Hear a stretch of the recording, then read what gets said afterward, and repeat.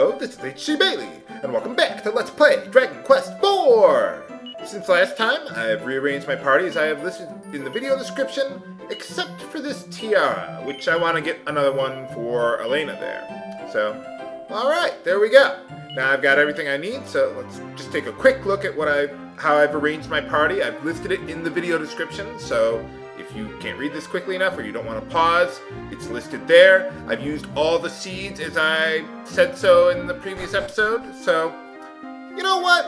I don't really want to go recruiting Ragnar. Let's go exploring first instead. One of the big reasons is because in this version of the game, he's already at level 15, so he's fine on levels for now. And I want everyone to kind of catch up a little bit to him on levels. So, first things first, I want to get to this town. Game? Well, it's only one enemy, so if I run and fail, it won't hurt me that much. A lot of the enemies in the sea are going to be pretty hard, but most of them are susceptible to snooze, so that should probably help you out. Either that or just run away. Now, I'm not going to talk to everyone here, but I do want to talk to this guy. He's got some really good equipment here that I want to buy. Now, let's see. First, we have the Falcon Knife earrings that you could give to Alena. It lets her attack twice per round. They are obscene for her.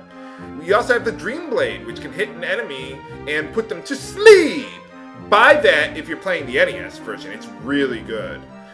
But I want to get the Dragon's Bane for solo in this version of the game. The reason is because the Dream Blade doesn't proc nearly as much in this version of the game as it does in the NES version, and the Sword of Lethargy, which is the Dream Blade, yeah, look at that attack power. Yeah, the Sword of Lethargy works on some bosses in the NES version, and it is really good in that version. This version, not so much. But anyway, he also sells some pretty good armor, magic vestment, blocks a little magic damage. Dragon Mail is really good and blocks some breath damage, which I want to get eventually. And we got some other headgear that I could get eventually, but it's not a high priority. Now, if you don't have the money for the Dragon's Bane, don't grind for it. It's not worth that much. It's good, and if you have the money, great, but you could skip on it if you really had to. I just like having that extra advantage. So we got a poison needle there, so now we got our set of 2, so let's give that to Maya there, because any weapon that has more attack power is basically useless for her anyway. Same thing for Borya there. So basically what I'm doing at all these towns, well, okay, this is the first one, but I'm going to basically go around to almost every town in the world. Another mini medal, number 10, I think. Let me just double check. Yes, okay. So I want to go around to all the towns in the world, collect their zoom points so I can, well, warp to them whenever I want to. And I also want to collect the treasure that they got too, like the mini medals and any equipment or seeds or whatever's there. This is the town of Rose Hill, by the way, just so you know, for future reference. I'm also not going to talk to the villagers at most of these towns, simply because by the time at this point in the plot, they don't really say anything relevant. So I'm going to talk to them when the plot directs us to go to all of these towns. Some of them I will, some of them I won't. But anyway, let's take a look around this town. I guess we can only, well, move around this town or explore with our ship here. I like towns that have like a river or a Venice feel to it, I suppose. Or what do you call those things? Canals, whatever. But anyway, we get the gold bracer for solo there. Basically, same defense power as the prayer ring, but I can sell the prayer ring for a lot more. Or I might give it to someone else. I'll think about it. I could give it to one of my reserve characters, but well, I'll think about it. But anyway, I'm just gonna raid your house if you don't mind. Thanks. Get all these mini medals while I'm at it. Now, I'm not going to go for absolutely everything that you can possibly get on the world map right now. Eventually, I will. Oh, what's that sparkle up there? Let's check it out. But yeah, there's some areas that are just going to be too hard for me to go to, or maybe not absolutely too hard, but I'd probably wait until it's more convenient to go there. Alright, another Seed of Life at the grave. let's see. Who do I want to give that to? Probably Borya. Yeah, Borya. We'll give it to him. Yeah, I think that'll do. And he'll have to getting ambushed like that. Don't worry about Alena's HP as far as life seeds go. Like, pretty much give them all to your mages. Because they have the lowest HP growth. Alena and Solo will eventually get far more HP growth. But anyway, I'm just trying to think of where I wanted to go next. That was the town of Riverton, for future reference. And now I wanted to warp back to Parthenia because it's the closest town to, well, where I want to go next. Let's see what those mini medals do now. Now, if you're playing the NES version, there's a few different mechanics that come into play here, like a higher encounter rate. No, well, yeah, but more than that. This is Minikin's Dominion. You cannot zoom here in the NES version. But anyway, all those mini medals we've been collecting over the game, you give them to him, and you can get a little reward. In the DS version of the game, 15 of them will give you a strength ring. And the more mini medals you bring to him, well, the better. You'll get better and better rewards. Oh, really? Huh. Ought to keep that in mind. The enemies in there must be really hard, though, huh? But anyway, so in the NES version, it works very differently. The amount of mini medals you collect in this version are cumulative, so it's not like you spend them or exchange them so directly.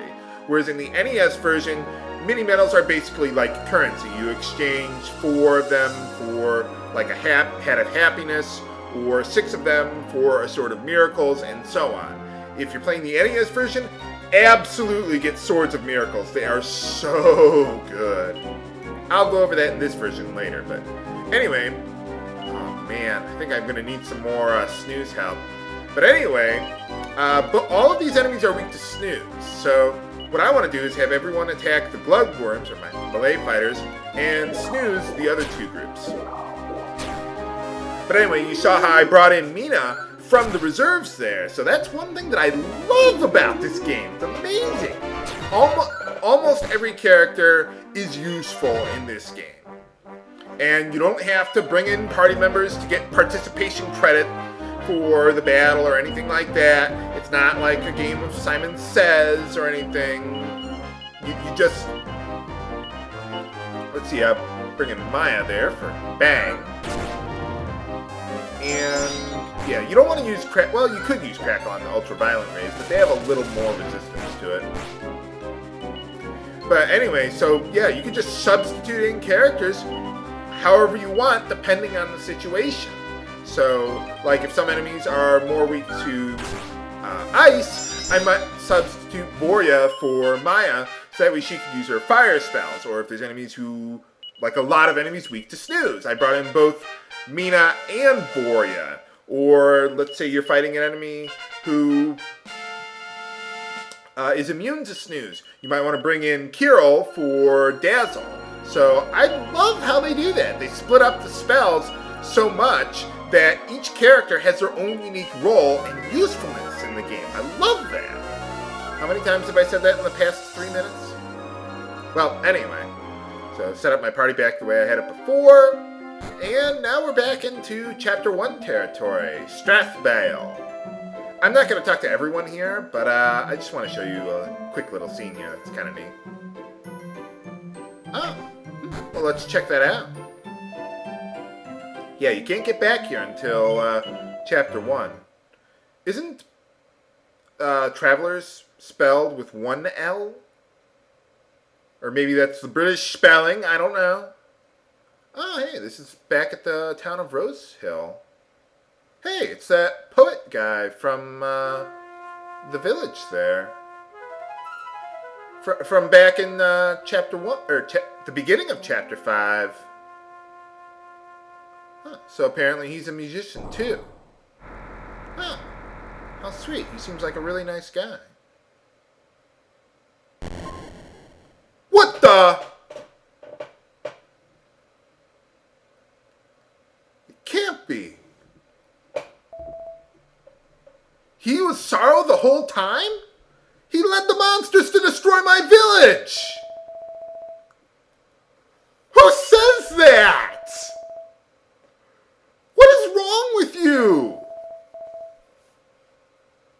I mean, can you imagine if I walked up to my girlfriend and said, "Oh yeah, by the way, I'm going to destroy the world. Bye."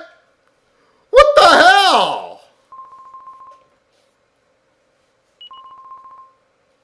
Nuts. So you're going to haunt everyone's dreams who sleeps at this inn until someone stops him.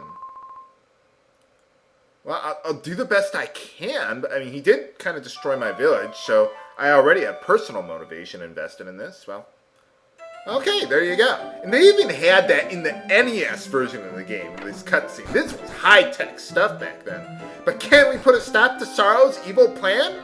Find out next time on Let's Play Dragon Quest IV! Or not. This is HC Bailey, signing off.